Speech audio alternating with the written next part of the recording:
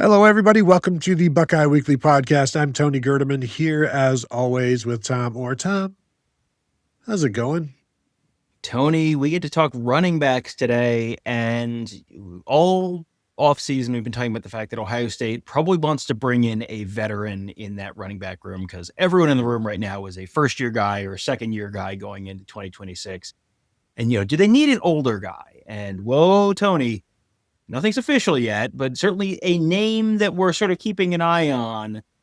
Oh boy, if you like veterans, do I have a veteran of the college football playoff, veteran of the college football process for you? Yeah, we are talking about Florida running back Jacobe Jackson, whose first collegiate carries came back in 2020 at Coahoma Community College, where he played 3 games. And then in 2021, saw action in 8 games at Coahoma. 2022 started all 9 games that year, rushing for 661 yards.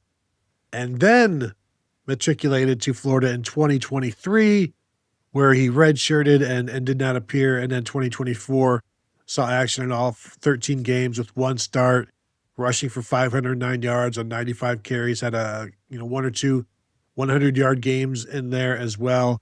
And then this past season, rushed for 98 yards on 27 carries in the first 4 games, was lost to injury after that, but was a part of the offense and was planning on being a significant part of the offense for the Gators this year. So, yes, I'm not sure of his exact age, but beginning college in 2020, you can do the math on your own. If you're looking at an Ohio State running back room right now that is returning just returning sophomores, basically Bo Jackson and Isaiah West and Turbo Rogers, and then bringing in true freshman Favre Aki, it's a very, very young room. And so they are looking at some veterans to bring in. This, if they could bring in Jacobe Jackson, brings the room way up in terms of average age, but experience.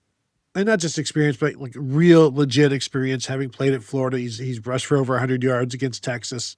Nobody else on Ohio State's team can say that. He's played against Georgia. He's played in the SEC, which we know is one of the top 4 or 5 conferences in college football. So he's been around. He's been around, but he's also been around. He has been around. And just to put this in perspective, his first season of college football was the same first season of college football as Ohio State running back Mayan Williams, which is probably a name you haven't thought about for a little while. So yeah, that sort of puts it in perspective of how long he's been playing. And, Mayan Williams had a decently long career and has been, off the map for a little bit of time. So yeah, that's a little perspective on when Jacobe Jackson started playing in college. But to your point on having played good competition, not only has he played good competition, he's actually excelled against good competition. In 2024, which was his first season playing for Florida, and really his only full season playing for Florida, against Georgia in the cocktail party game, 12 carries, 74 yards. That's 6.2 yards per carry, had a touchdown in that game. Against Texas, 19 carries, 116 yards, 6.1 yards per carry, had a touchdown in that game. Against LSU, only 6 carries, but again, 6.2 yards per carry, had a touchdown in that game. Against Florida State in their rivalry game, 10 carries, 51 yards, 5.1 yards per carry, had a touchdown in that game. And then even this year, he only played in 4 games and was, sort of a rotational back for them. He was not a real bell cow back for them this year, but was, getting 7-ish carries a game. It was actually 7, 6, 7, and 7 carries per game, pretty consistent. But he got hurt against Miami. That was his final game of the season on September 20th. 7 carries, 39 yards, 5.6 yards per carry. I mean, you have seen what the Miami defense does in terms of limiting you with its defensive front, and he was able to run against them as well. So, yes, it's experience, and yes, he's probably a lot closer to being able to rent a car than anyone else in that Ohio State running back room. But he's also shown that, it hasn't been consistent. This is not a top of the market running back edition, but Ohio State doesn't need a top of the market running back edition. They need a veteran guy who's shown he can do it. And this is someone also who just, he feels like sort of in terms of build. I mean, he's 5'10" and 210, 215 pounds, built pretty solidly, probably a decent short yardage option if they choose to use him in that realm. probably a decent guy in terms of blitz pickup and pass pro and all those sort of little stuff that they're always looking for in terms of guys. And, that all makes him, I feel like, probably a pretty decent fit if that's the direction that both he and they decide to go. Last year in 2024, he had 4 third and shorts and picked up a first down each time, which is a nice sign. This year, however, just 1 of 4 on those opportunities. But a guy that, when you look for what do they need aside from just age, we're looking for somebody that can replace the CJ Donaldson, whether that's third downs and pass protection, whether it's short yardage, somebody that has a nose for it and experience doing that. I think that's where you can see him involved. Should he end up in the team, and somebody that is reliable. And I do wonder, it's always interesting to talk to Carlos Loughlin, Ohio State running backs coach, about really anybody. You're like, "Hey, Lock, what do you know about this kid?" Is like, well, I knew him when he was in 7th grade. And it's like, all of these people. And like, yeah, I remember when he was at JUCO. It's like, how do you remember? You were like, and so he's got connections to everybody. And it's like, I was the first guy to offer him. It's like, how, this is not, first of all, Jacobe Jackson is older than you, sir. But no, but it's, I'm sure he's got this list of guys that he's familiar with and this list of guys that he's getting familiar with as you look in this portal thing. And Jacobe Jackson was a guy that was pretty early on was a name. And you're looking and you see like this past season, it's like 27 for 98 or whatever. And it's like, why so early? And you have to look at the other stuff that kind of answers that question.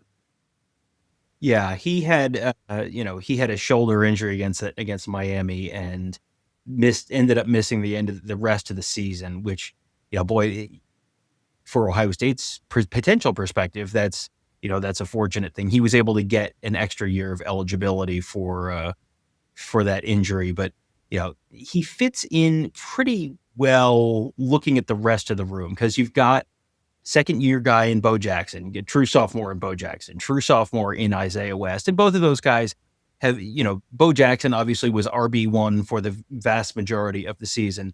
And Isaiah West was banged up in the spring, so really was a little bit behind the 8 ball and sort of, behind in terms of his development a little bit, and then sort of started showing up on the field in the middle of the season and was clearly on track for a bigger role, and probably would have had a bigger role had he been healthy for the spring. But then behind them, you got Turbo Rogers, who was banged up basically all season, and we really just didn't get a chance to see him. And I know that he is one of those guys that Carlos Loughlin was in on early, and I think was literally the first guy to offer Turbo Rogers when Loughlin was at Oregon. So obviously someone that Loughlin's high on. And then you've got Favor Akey coming in out of Delaware, Ohio. He's probably someone who's a year away from being really ready to contribute. So, you fitted Jacobe Jackson in that room. There are going to be probably some carries available, and you have seen them sort of shuttle in 2-3 guys. And we have seen over the years the benefit that they have derived out of having, a couple guys who they feel they can really lean on in terms of 2024, Travion Henderson, Quinshon Judkins. If you can get a couple guys to, sort of be willing to sort of shuffle in and out and see the benefits of not being so banged up and not having 18, 20, 24 carries a game, if you can go in and have, like he had last year, like Jackson had with Florida, 7 carries a game, and someone else has 7 carries a game, and maybe a third guy has 5 carries a game, or it's 10 and 10 and 5, whatever it is, there is some real benefit to that. So definitely a name to keep an eye on here. I don't know, we'll see if anything's imminent. I don't know how, this is one that just feels like it potentially makes some sense for Ohio State. Yeah. One last thing, just looking at his big play numbers, he only had 1 rush of over 20 yards in 2024. Yeah, he still averaged over 5 yards a carry, which tells you he's a consistent, keep you on schedule kind of back, which is something that Ohio State is definitely looking for as well. So there you go.